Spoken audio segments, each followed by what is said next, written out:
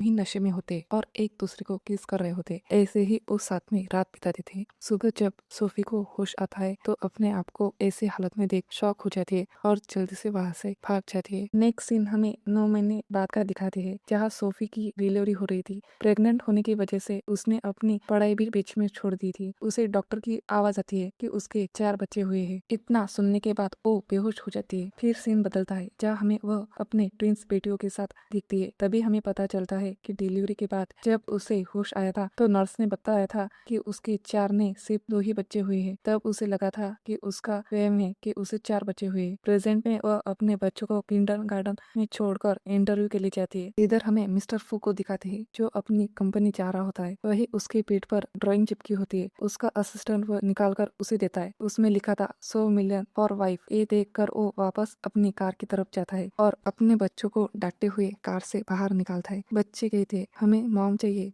अगर आप नहीं ढूंढ सकते तो हम ढूंढेंगे हमारे लिए मॉम, और वहाँ से भाग जाते। वह भी उनके पीछे भागता है। वही सोफी जब उसे इस तरह बच्चों के पीछे भागता हुआ दिखती है तो उसे लगता है वह किडनैपर है। वो कॉफी कप उसकी तरफ फेंकती है, जो सीधा मिस्टर फो के सर को लगता है। ये देख बच्चे और असिस्टेंट शॉक हो जाते हैं। बच्चे कहते, डैड को पहली बार किसी ने मारा है, और उससे इम्प्रेस होकर तालियां बजाने लगते हैं। वही सोफी जब बच्चों को डैड कहते हुए सुनती है तो जल्दी से मिस्टर फू से माफी मांगने लग जाती है। तभी बच्चे सोफी के गले लग जाते हैं और कहते, हमने हमारी मॉम ढूंढ ली, यही हमारी मॉम है। वो कहता है, ये पागल लड़की तुम्हारी मॉम नहीं हो सकती, चलो यहाँ से, और उन्हें पकड़ के जबरदस्ती वहाँ से ले जाता है। वही सोफी पीछे से कहते, तुम मुझे पागल कैसे कह सकते हो, तुम पागल होंगी। पर तब तक वो वहाँ से जा चुका होता है। फिर वह भी जल्दी से अपने इंटरव्यू देने के लिए निकल जाती है। इंटरव्यू रूम में उसे अपनी स्टेप सिस्टर जिया दिखती है। उसे देख उसे याद आता है कि 6 साल पहले उसी ने उसे ड्रग दिया था। उसे देख जिया सोचती है, ये यहाँ फू ग्रुप में क्या कर रही है। फिर उसे याद आता है 5 साल पहले सोफी ने जब फू ग्रुप के सीईओ के बच्चों को जन्म दिया था, तब उसने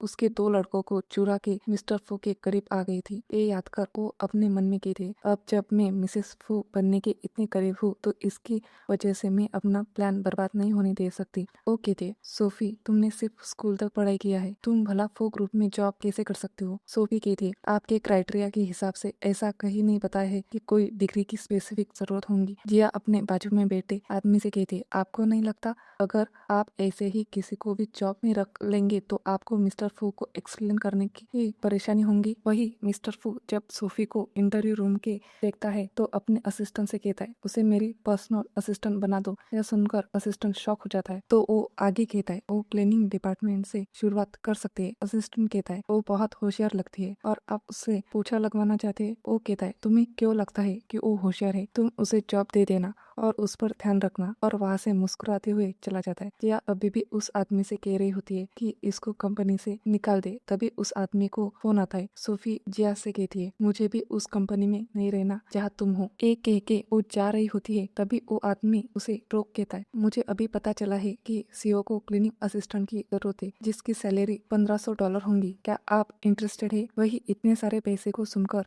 वो जल्दी से हाँ बोल देती है। तो वो कहता है, सीईओ ने आपको अपने ऑफिस बुलाया है। इधर वो उसकी फाइल पढ़ रहा होता है, जिसमें उसके बच्चों के बारे में भी लिखा होता है। वो कहता है, मुझे ऐसा क्यों लग रहा है कि मैं इसे पहले भी कहीं देखा है। तभी वो आदमी सोफी को लेकर ऑफिस में आ जाता है। सोफी उसे देख अपने मन में कहती है, यह मैंने क्या कर दिया, पहले ही सीईओ को ऑफेंड कर दिया, या अब ये मेरे लिए चीजें मुश्किल करेगा। मिस्टर फू सोफी से कहता है, मैंने सुना तुम्हारे 2 बच्चे हैं। वो मन में कहती है, मिस्टर फू मुझे ऐसा सवाल क्यों पूछ रहे हैं, कहीं इसलिए तो नहीं क्योंकि उनके बच्चे उन्हें बहुत ज्यादा परेशान करते हैं, इसलिए यह मेरे बच्चों के बारे में जानना चाहते हैं। फिर वो कहते हैं, मेरी बेटियां बहुत ज्यादा सुंदर है, प्यारी है और होशियार भी है। तभी मिस्टर फू को उनकी मॉम का कॉल आता है। वो कहती है, तुम्हारी हिम्मत कैसे हुई मेरे पोतों को परेशान करने की, जल्दी से उनके लिए गिफ्ट लेकर आओ और उनसे माफी मांगना। ये सुनकर मिस्टर फू सोफी से कहता है, तुम्हारा काम आज से ही शुरू होता है, चलो मेरे साथ। फिर उसे लेकर कपड़ों की शॉप में जाता है।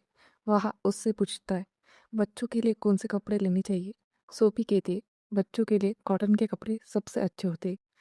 तो वो शॉप के सारे कॉटन के कपड़े खरीद लेता है, साथ ही उसके लिए भी ड्रेस खरीदता है। उन कपड़ों को देख वो कहते, क्या ये मेरे लिए है। तो वो कहता है, तुम्हें क्या लगता है ये मेरे बेटे पहनेंगे, तुम सच में पागल हो। अपने लिए फिर से पागल शब्द सुन सोफी को गुस्सा आ जाता है, पर फिर खुद से कहते, इन कपड़ों के लिए मैं इस बार इसे माफ कर सकती हूँ। फिर जब वह कार में बैठती है तो खुद से कहते, मिस्टर फू खुद तो बोरिंग है, पर उनकी कार भी बोरिंग लग रही है। बेचारे बच्चे, पता नहीं उनके साथ कैसे रहते होंगे। फिर वह टॉयज और स्टिकर से उस कार को सजा देते। जब असिस्टेंट कार के अंदर आता है और कार की हालत देखता है तो डर जाता है कि पता नहीं अब बॉस क्या कहेंगे। वही मिस्टर फू जब कार के अंदर आता है तो चौंक जाता है। सोफी कहती है, सरप्राइज। वो कहता है, ये तुमने किया? वो कहती है, हाँ, आपको थैंक यू बोलने की ज़रूरत नहीं है। वही असिस्टेंट डरा हुआ होता है।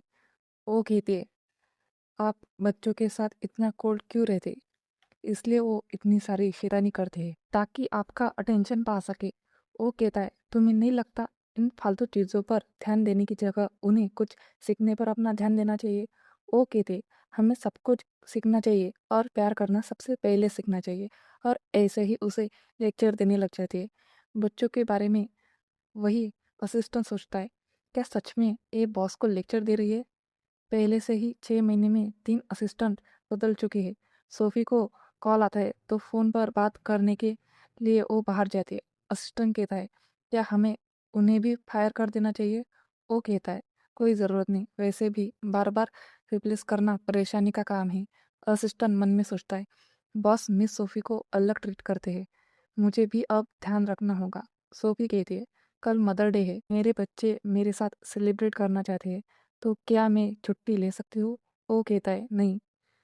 फिर कहता है, उन्हें भी कल ऑफिस ले आना। अगले दिन वो अपनी दोनों बेटियों को ऑफिस ले आती है। जिया को ये सब पसंद नहीं आता। जब उसे पता चलता है कि बच्चों को पीनट से एलर्जी है तो वो उनके खाने में पीनट मिला देती है। खाना खाने के बाद दोनों बच्चियों की हालत खराब होने लगती है। जब सोफी उनसे पूछती है, क्या तुमने पीनट्स खाए थे? वो कहती है, नहीं। तभी वहाँ जिया आके कहती है, तुम्हें बच्चों को कंपनी में लाने की इजाजत किसने दी, जिनके पिता के बारे में भी कुछ नहीं पता? सोफी कहती है, बकवास बंद करो। इधर मिस्टर फू कंपनी में आता है और अपने असिस्टेंट से कहता है, क्या सोफी अपने बच्चों को लेके आई?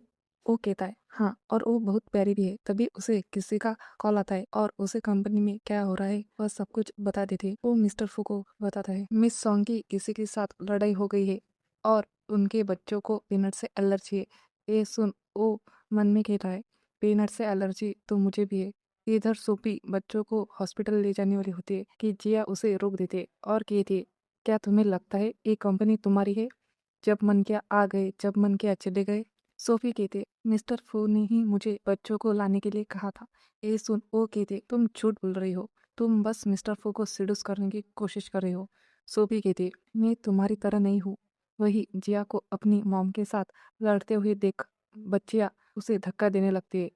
ए देख, वो कहती है, देखो मैं तुम्हें अब कैसे सबक सिखाती हूँ, और उन्हें पकड़कर ले जाती है। वही सोफी को भी दूसरे वर्कर पकड़ लेते। जिया बच्चों को रूम में लॉक कर देती है। सोफी जिया को दरवाज़ा खोलने के लिए कहती है। वही अंदर बच्चों की हालत खराब होने लगती है। सोफी कहती है, अगर उन्हें कुछ भी हुआ तो मैं तुम्हारी जान ले लूंगी। तभी वहाँ मिस्टर फू आ जाते हैं और दरवाजे को एक किक मारकर खोल देते हैं। सोफी जल्दी से बच्चों को जगाने की कोशिश करती है। तब मिस्टर फू उसे एलर्जी की दवाई देते हैं। उसे जल्दी से बच्चों को खिला देती है। फिर जिया को थप्पड़ मार के कहती है, तुम्हारी हिम्मत कैसे हुई मेरे बच्चों के साथ ऐसा करने की? वो कुछ कहती उससे पहले ही सोफी आगे कहती है, जरूर तुमने ही कुछ किया होगा जिससे मेरे बच्चों को एलर्जी हो गई। वो कहती है, मुझ पे झूठे इल्जाम मत लगाओ। तभी वहाँ फू बच्चों को अपनी गोद में लाते हुए कहता है, ये सच है या झूठ ये तो पता चल ही जाएगा। फिर अपने असिस्टेंट को इशारा करता है। असिस्टेंट जल्दी से जाकर कैमरे की फुटेज लेकर आता है जिसमें जिया खाने में गड़बड़ करते हुए दिख रही थी। ए देख, वो उसे कहता है, तुम्हारी हिम्मत कैसे हुई सोफी को परेशान करने की? मैं तुम्हें फायर करता हूँ। और बच्चों को लेके हॉस्पिटल चला जाता है। इधर मिस्टर फू के मॉम के पास उसके दोनों बेटे आके कहते, दादी हमने मॉम को ढूंढ लिया। फिर उन्हें बताते हैं कैसे उन्होंने सूबी को देखा और उसके बालों का सैंपल लेकर डीएनए टेस्ट भी करवा लिया। इतना कह के उन्हें डीएनए रिपोर्ट दिखा देते हैं। रिपोर्ट देख वो भी खुश हो जाती है और उन्हें लेकर ऑफिस जाती है। वहाँ उन्हें असिस्टेंट मिलता है। वो कहता है, अब यहाँ कैसे? वो कहती है, मैं अपनी बहू से मिलने आई हूँ, उसका सरनेम सॉन्ग है।